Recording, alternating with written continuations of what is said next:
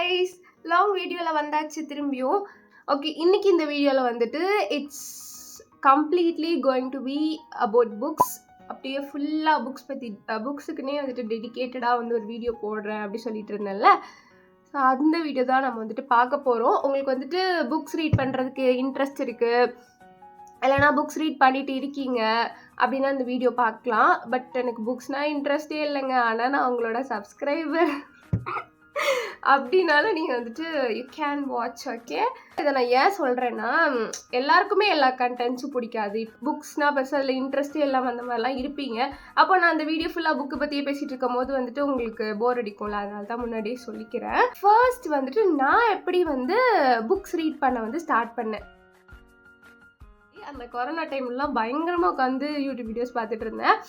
So அந்த மாதிரி நிறைய யூடியூப் வீடியோஸ் பார்க்கும்போது நான் பார்க்குற நிறைய யூடியூபர்ஸ் வந்துட்டு அவங்களோட டெய்லி விளாக்ஸில் வந்துட்டு அந்த புக் ரீடிங் அப்படின்றத வந்து ஒரு பாட்டாக வச்சுருந்தாங்க. வீடியோவில் இந்த மாதிரி வந்து காமிப்பாங்க புக் ரீட் பண்ணுறத. அப்போ அது வந்துட்டு நம்ம அதுக்கு வந்து அடிக்ட் ஆயிடுவோம் அப்படிலாம் வந்துட்டு நிறைய இது சொல்லிட்டு இருந்தாங்களா. ஐ வாஸ் லைக், எப்படி ஒரு புக்கு ரீட் பண்ணால் ஒருத்தவங்க அடிக்ட் ஆவாங்களா? ஃபோன் யூஸ் பண்ணி அடிக்ட் ஆகுறதெல்லாம் நம்ம கேள்விப்பட்டிருக்கோம். அது எப்படி ஒரு புக் ரீட் பண்ணி ஒருத்தவங்க அடிக்ட் ஆவாங்க அப்படின்னு சொல்லிட்டு எனக்கு கொஞ்சம் சர்ப்ரைசிங்காக இருந்தது, ஷாக்காக இருந்தது. அது ஒரு நல்ல ஹேபிட் இருந்ததுன்னா நம்மளுக்கு சின்ன வயசுலேருந்தே சொல்லியிருக்காங்க, ஆனால் நம்ம அது ஒரு தடவை கூட பண்ணது இல்லையா அப்படி சொல்லிட்டு சும்மா ரேண்டமாக வந்துட்டு ஒரு புக் வந்து ஆர்டர் பண்ணது தான். பிகினர்னால் இது வாங்கலாமா அப்படிலாம் பார்த்துலாம் நான் வாங்கலை. ஸோ ஃபஸ்ட்டு வந்துட்டு ரிச் டேட் புவர் டாட் இதுதான் என்னோடய ஃபர்ஸ்ட் புக். நான் முன்னாடியே சொல்லியிருப்பேன். இப்படி தான் வந்துட்டு என்னோடய புக் ரீடிங் ஜேர்னி ஸ்டார்ட் ஆச்சு. At the age of 16 or 17, I think 16. ஆமாம், நான் 12th ஸ்டார்டிங்கில் நினைக்கிறேன். அப்போ தான் வந்துட்டு நான் புக் வாசிக்கிற ஹேபிட்டே வந்து எனக்குள்ளே வந்துச்சு. ரொம்ப லேட்டு தான். இப்போலாம் வந்துட்டு 6 monthsலேருந்தே வந்து புக்ஸ்லாம் இருக்குது. நீங்கள் வந்து ஆன்லைனில் செக் பண்ணி பார்த்தீங்கன்னா தெரியும். அந்த வயசில் வந்து நம்ம என்ன சொல்லி கொடுக்குறோமோ அது வந்து பயங்கரமாக வந்து அவங்க மனசில் இதாகுமா. ஸோ அப்பத்துலேருந்தே வந்து புக்ஸ்லாம் வந்து வாங்கி கொடுக்கணும். ஆனால் நம்மளுக்கு என்னென்ன பெனிஃபிட்ஸ், புக் ரீட் பண்ணால் நல்லதுன்னு எல்லாரும் சொல்லுவாங்க. ஆனால் அதோட பெனிஃபிட்ஸ் வந்து என்னன்னு பார்த்தீங்கன்னா, ஒரு விஷயத்தில் கான்சென்ட்ரேட் பண்ணுறதுக்கு ரொம்ப ஹெல்ப்ஃபுல்லாக இருக்கும். ஏன்னா புக்ஸ் வந்து நம்ம இப்போ ரீட் பண்ணுறோம் அப்படின்னா நம்ம வந்துட்டு கத்தி ரீட் பண்ணிட்டு இருக்க மாட்டோம். அப்படி தானே, படிக்கிற மாதிரி கத்தி ரீட் பண்ணிட்டு இருக்க மாட்டோம். இல்லை, பார்ப்போம், சைலண்ட்டாக மனசுக்குள்ளே தானே ரீட் பண்ணுவோம். கான்சென்ட்ரேட் பண்ணுறதுக்கு வந்துட்டு ஹெல்ப்ஃபுல்லாக இருக்கும். சரியா, இது வந்துட்டு ஃப்ளூவென்சிக்கு வந்துட்டு ரொம்ப ஹெல்ப்ஃபுல்லாக இருக்கும். இப்போ நீங்கள் வந்துட்டு இங்கிலீஷ் பேசுவீங்க, பட் இன்னும் நல்ல ஃப்ளூவென்சி வேணும் அப்படின்னா வந்துட்டு புக்ஸ் ரீட் பண்ணால் நல்ல ஃப்ளூவென்சி கிடைக்கும். ஏன்னா நம்ம அதை ரீட் பண்ணும்போது நிறைய நியூ வேர்ட்ஸ் கற்றுப்போம். இப்போ வந்து புக்ஸில் வந்துட்டு நமக்கு எப்போவுமே வந்துட்டு யூஸ் பண்ணுற வேர்ட்ஸ் இருக்காது. நிறைய ஒவ்வொரு புக்லேயும் ஒவ்வொரு டிஃப்ரெண்ட்டான வேர்ட்ஸ் இருக்கும். அது எப்படின்னா நம்ம ரீட் பண்ணிட்டு அப்படியே போயிட்டே இருந்தோம்னா நம்ம புது வேர்டு கற்றுக்க முடியாது. இப்போ நீங்கள் வந்துட்டு ஒரு லைன் ரீட் பண்ணுறீங்க, அதில் வந்துட்டு ஒரு வேர்டு வருது, அந்த வேர்டு வந்து இது வரைக்கும் நீங்கள் கேள்விப்பட்டதே கிடையாது அப்படின்னா அதை அப்படியே விட்டுட்டு அப்படியே வந்துட்டு ரீட் பண்ணிட்டே போயிட்டோம் அப்படின்னா நம்ம படிக்கிறதுல யூஸ் இல்லை. என்ன பண்ணணும்னா அந்த வேர்டை வந்துட்டு உடனே போய் கூகுள் பண்ணணும். கூகுள் பண்ணிட்டு ஓகே இதுதான் மீனிங்கா அப்படி சொல்லிட்டு நம்ம கண்டினியூ பண்ணோம் அப்படின்னா அந்த வேர்டு வந்து நமக்கு மறக்காதான். மெயினாக என்னென்னா நம்ம வந்து நிறைய நாலேஜ் கெயின் பண்ணிக்கலாம். இப்போ வந்துட்டு செல்ஃப் ஹெல்ப் புக்ஸில் மட்டும்தான் நம்ம வந்து நிறைய நாலேஜ் கெயின் பண்ண முடியும் அப்படின்றது கிடையாது. இப்போ செல்ஃப் ஹெல்ப் புக்கில் வந்துட்டு ஒரு விதமான மென்டல் க்ரோத் வந்து உங்களுக்கு கிடைக்கும். நாவல்ஸ் ரீட் பண்ணும்போது வேற ஒரு விதத்தில் நீங்கள் வந்துட்டு உங்கள் மென்டல் க்ரோத் வந்து நல்லாயிருக்கும். பட் எந்த புக்ஸ்னாலுமே வந்து நம்மளுக்கு எப்படினாலும் லைஃப்பில் ஏதாவது ஒரு டைமில் ஹெல்ப் பண்ணும்.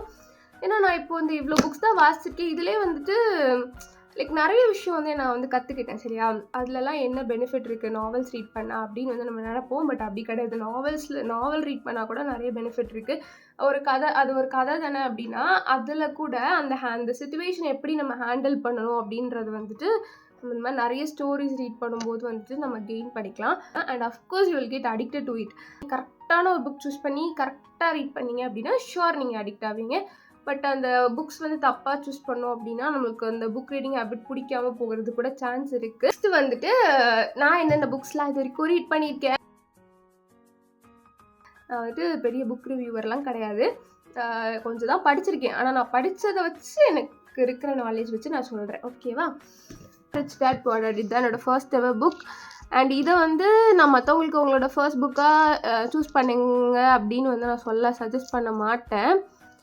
ஏன்னா இந்த புக் வந்து நிறைய பேஜஸ் சரியா, அது வந்துட்டு நிறைய பேஜ் இருக்க புக் வந்து எப்பவுமே ஃபர்ஸ்ட் புக்காக சூஸ் பண்ணவே கூடாது. நிறைய பேஜ்னால் 300+ இருக்கும்னு நினைக்கிறேன். ஸோ 300+லாம் வந்துட்டு ஃபர்ஸ்ட் புக்காக வந்து சூஸ் பண்ணிடாதீங்க. அதாவது உங்களோட ஃபர்ஸ்ட் புக்காக இது வேணாம், மற்றபடி இது ஒரு நல்ல புக்கு, ஒரு ஃபினான்ஷியல் அசிஸ்டன்ஸ்ன்னு சொல்லலாம். மணியை நம்ம எப்படி சேவ் பண்ணணும், எப்படி ஹேண்டில் பண்ணணும் அப்படின்ற மாதிரிலாம் வந்து சூப்பராக இருக்கும் இந்த புக்கு. நெக்ஸ்ட் வந்துட்டு power of your subconscious mind. ஓகேவா? ஸோ இந்த புக் வந்துட்டு எனக்கு ரொம்ப ரொம்ப பிடிச்ச book, one of my favourite புக்ஸ்ன்னு சொல்லிட்டு அது ஷார்ட்ஸில் கூட நான் பல தடவை சொல்லிட்டு இருந்தேன். ஏன்னா இது வந்து நான் வந்து திங்க் பண்ணுற பெர்ஸ்பெக்டிவை நிறையவே மாற்றி கொடுத்துருக்குன்னு தான் நான் சொல்லுவேன். எண்ணம் போல் வாழ்க்கைன்னு சொல்லுவாங்க தெரியுமா, அதுதான் இந்த புக்கு. சிம்பிளாக சொல்லணும்னா இந்த புக்கோட தீம் வந்து அதுதான். கண்டிப்பாக இதை வந்து நான் சஜஸ்ட் பண்ணுவேன், ரீட் பண்ணுங்க. ஓகேவா? அதுக்கப்புறம் வந்துட்டு you can if you think you can. So இது வந்து நான் சொன்ன மாதிரி இதை நான் வாங்கலை காசு கொடுத்து. இது வந்து நான் வந்து காம்படிஷனில் வந்து செகண்ட் ப்ரைஸ் வாங்கியிருந்தேன். அதனால் நான் வாங்கலன்றனால எப்படி இருக்குமோ தெரியலையே அப்படி சொல்லிட்டு தான் வந்துட்டு எடுத்தேன் இந்த புக்கை. பட் செம்மையாக இருக்கும், இதுவுமே ஒரு செல்ஃப் ஹெல்ப் புக் தான். அப்புறம் வந்துட்டு சீக்ரெட்டு, ஆல்கிமிஸ்ட், இக்கிகாய் 3மே வந்து காம்போவில் மொத்தமாக வாங்கியிருந்தேன். 3மே செல்ஃப் ஹெல்ப் புக் தான். 3மே வந்துட்டு ரொம்ப நல்லாயிருக்கும். எல்லாமே குட்டி குட்டி புக் தான். ஸோ இது வந்து பிகினர் ஃப்ரெண்ட்லி, ரொம்ப குட்டி சீக்கிரமாக முடிச்சிடலாம். அப்புறம் வந்துட்டு இது வந்து one of the special books. நான் சொன்ன மாதிரி வந்துட்டு சைலேந்திர பாபு சாரோட புக்கு, அவரோட கையிலேருந்தே வாங்கினேன். காமர்ஸில் வந்துட்டு ஐ காட் சென்டம். ஸோ அப்போ வந்துட்டு இந்த மாதிரி சார் வந்து கொடுத்தாங்க. ரொம்ப சிம்பிளாக இருக்கும், ரொம்ப வந்து கஷ்டமான இங்கிலீஷ்லாம் இருக்காது. ஆக்சுவலாக நீங்கள் இங்கிலீஷ் புக்ஸுமே வந்து பார்த்தீங்கன்னா பேசிக் இங்கிலீஷ் வச்சும் இருக்கும். சில புக் வந்து கொஞ்சம் ஸ்டாண்டர்டான இங்கிலீஷ் வச்சும் இருக்கும். பட் இது வந்து பேசிக் இங்கிலீஷ், யாராலையும் ஈஸியாக வந்து படிக்க முடியும். ரொம்ப ரொம்ப ரொம்ப நல்ல புக்கு, சூப்பராக இருக்கும். அதுக்கப்புறம் வந்துட்டு it starts with us, it ends with us. So இது வந்து ஒரு சீரீஸ். நான் சொன்ன மாதிரி இதை தான் ஃபஸ்ட்டு ரீட் பண்ணணும். இட் எண்ட்ஸ் வித் அஸ், அப்புறம் இட் ஸ்டார்ட்ஸ் வித் அஸ். இது வந்துட்டு ஒரு ரொமான்ஸ் ஜர்னரில் உள்ள ஒரு புக்கு, செம்மையாக இருக்கும். இது வந்து நிறைய ரிவ்யூஸ் பார்த்தேன்னா இன்ஸ்டாலலாம் பயங்கரமாக இது வந்து அந்த டைமில் கொஞ்சம் ட்ரெண்டிங்காக போய்ட்டு இருந்துச்சு. அப்புறம் தான் சரிடா, ஆனால் இந்த புக்கு தான் வந்து ட்ரெண்டிங் சரியா, சரி என்னடா இருக்குது இந்த புக்கில் அப்படின்னு வாங்கினது. ரொம்ப நல்லாயிருக்கும், எமோஷ்னலாக இருக்கும். ஸோ ரீட் பண்ணி பாருங்கள். அண்ட் இதுவுமே நான் சொன்ன மாதிரி ஃபர்ஸ்ட் புக்காக இதை சூஸ் பண்ணாதீங்க, ஏன்னா ரொம்ப பெரிய புக்கு பார்த்தீங்கனாலே தெரியும். ஆனால் அது ரொம்ப சீக்கிரமாக முடிச்சிட்டேன், ஏன்னா வந்து ஆர்வமாக இருந்துச்சு படிக்கிறதுக்கு, நல்லா இருக்குமா, அதனால் கடைன்னு முடிச்சிட்டேன். அதுக்கப்புறம் வந்துட்டு எவ்ரிதிங் இஸ், இதை நான் ஃபுல்லாக ரீட் பண்ணிடுவேன். பட் ஏதாவது சர்ச்சே ஏறக்கூடாது, அதனால தான் நான் வந்து அமைதியாக இருக்கேன். அண்ட் அது மாதிரி the subtle art of not giving, ரெண்டுமே வந்துட்டு ஒரே ஆத்தர் எழுதின புக் தான். இதுவுமே வந்து நிறைய விதத்தில் நமக்கு வந்துட்டு பயங்கர ஹெல்ப்ஃபுல்லாக இருக்கும். ஸோ ரீட் பண்ணி பாருங்கள். அண்ட் இப்போ நான் ரீட் பண்ணிகிட்டு இருக்கிற புக் வந்துட்டு இது 40 Rules of Love. இதை நானும் ரீட் பண்ணி முடிக்கல, ஸோ அதனால் எனக்கு வந்துட்டு ரிவ்யூ கொடுக்க முடியாது. So these are the books I read so for. இதெல்லாம் தான் வந்து ரீட் பண்ணியிருக்கேன். அப்புறம் ஆட்டிடியூட் இஸ் எவ்ரிதிங்னு ஒரு புக், அதுவுமே ரீட் பண்ணியிருந்தேன். அது இப்போ என்கிட்ட இல்லை. அண்ட் இன்னும் 2 புக் வந்து அன்றைக்கி வீடியோ போட்டிருந்தேன்ல புக் கலெக்ஷன்ஸ், அப்போ 2 புக் வந்து காமிக்க மிஸ் பண்ணிட்டேன்.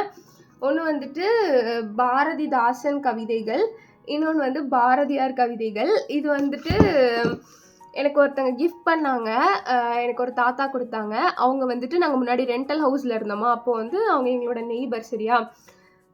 ரொம்ப such a sweet person, but he is no more. நான் ரொம்ப மிஸ் பண்ணுறேன் அவங்கள. ஆக்சுவலாக அவங்க வந்துட்டு அவங்க சூப்பராக கவிதை எழுதுவாங்க. நானும் கவிதை நல்லா எழுதுவேனா, இப்போலாம் எழுதுறது விட்டுட்டேன். பட் முன்னாடி கொஞ்சம் எழுதிட்டு இருந்தேன். அப்போது வந்து ஒரு நாள் அவங்க இந்த மாதிரி நல்லா அவங்களோட கவிதை என்கிட்ட காமிச்சாங்க, சூப்பராக இருந்துச்சு. சரி நம்மளும் கொஞ்சம் கவிதை எழுதிருக்கோம்ல, அதை போய் தாத்தாட்ட காமிக்கலான்னு சொல்லிட்டு தாத்தா நானும் கவிதை எழுதுவேன்னு போயிட்டு காமிச்சேன். ஒன்று அவங்க வந்துட்டு நிறைய மிஸ்டேக்ஸ்லாம் சொன்னாங்க, ஃபார்மேட்லாம் இப்படி இருக்கணும், அந்த மாதிரிலாம் எனக்கு வந்து கொஞ்சம் கரெக்ஷன்ஸ் சொன்னாங்க. அப்புறம் நெக்ஸ்ட் நாள் வந்துட்டு இந்த மாதிரி 2 புக்கு வாங்கிட்டு வந்துட்டாங்க. நீ வந்து கவிதை நல்லா எழுதுற, அது இந்த மாதிரி கவிதை புக்ஸ் வந்து ரீட் பண்ணு, உனக்கு வந்து இன்னுமே டெவலப் ஆகும் அந்த ஸ்கில்லு அப்படி சொல்லிட்டு எனக்கு வந்து வாங்கிட்டு வந்து கொடுத்தாங்க. ஆக்சுவலாக நான் ரீட் பண்ணி பார்த்துருக்கேன், அடிக்கடி எப்போவாச்சும் ரீட் பண்ணுவேன். பாரதியார் வந்து எனக்கு ஏன் ரொம்ப பிடிக்கும்னா, அவர் ஒய்ஃபை வந்து அவ்வளோ சூப்பராக வந்துட்டு கண்ணம்மான்னு வந்து செம்மையாக வந்துட்டு பாட்டு கூட இருக்குல்ல, அவர் ஒய்ஃபை வந்து பயங்கரமாக எழுதுவார். அவரோட ஒய்ஃப் பற்றி அவர் எழுதுவார்ல கவிதை, எனக்கு அதெல்லாம் பாரதியார் கவிதைகள் ரொம்ப பிடிக்கும். ஆனால் வந்து அவரோட மற்ற கவிதைகள்லாம் எப்படி தெரியுமா இருக்கும், புரிஞ்சுக்கிறதுக்கு ரொம்ப கஷ்டமாக இருக்கும். அதாவது ரொம்ப அப்படி தூய தமிழ்னு சொல்லுவாங்களா, அந்த மாதிரி இருக்கும். பாரதிதாசன் கவிதைகள் வந்துட்டு கொஞ்சம் ஈஸியாக இருக்கும். இதுவுமே ரொம்ப ஈஸி சொல்ல முடியாது, பட் கம்பேரிங் டு பாரதியார் கவிதைகள் இது கொஞ்சம் ஈஸி தமிழாக இருக்கும். ஆனால் ரெண்டுமே சூப்பராக இருக்கும். ஸோ இதுதான் வந்து அன்றைக்கி காமிக்க மறந்துட்டேன். புக்ஸ்லாம் எங்கே வாங்குவேன் அப்படின்னா ஆன்லைனில் தான் வாங்குவேன். ஆன்லைனில் வந்துட்டு நான் இது வரைக்கும் வாங்கினது வந்துட்டு மீஷோ தான், அமேசான், ஃப்ளிப்கார்ட் பக்கம் போகல. இந்த மாதிரி காம்போவில் சூஸ் பண்ணோம் அப்படின்னா நமக்கு நிறைய டிஸ்கவுண்ட் கிடைக்கும்.